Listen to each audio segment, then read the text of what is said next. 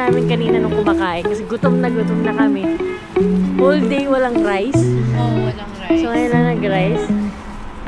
Sobrang lamig, 8 degrees. 8 degrees, sobrang lamig. So January 16, kakaiba. Mga street dogs na. Street dogs na dito, may mga breed. Mga lahi. Husky. Yun yung lobo.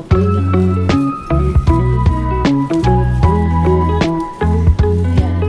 Tsaka, ay, hindi, reflection lang. Dito. Tsaka ito. Yung photo, pwede kayo mag-photo ops. So kahapon guys, mag-fog daw dito. But Ito thank pa God. kayo.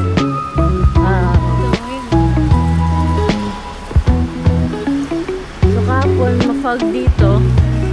Kaya wala masyadong makita. But yung araw na to is maganda yung panahon. Ayan po yung mga restaurants. Maglabas na ng hotel na. Sa likod ng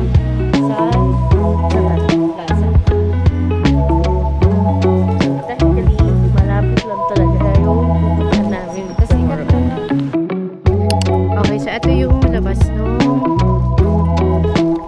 Condotel.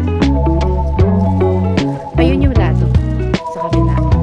Then, eto, kita pa siya eh. Ito yung rail. Oo. Tram. Ayan siya.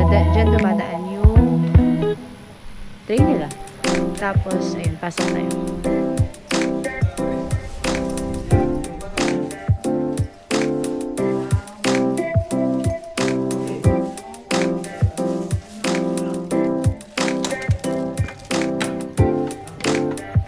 Ayan, ganyan yung view niya sa gabi.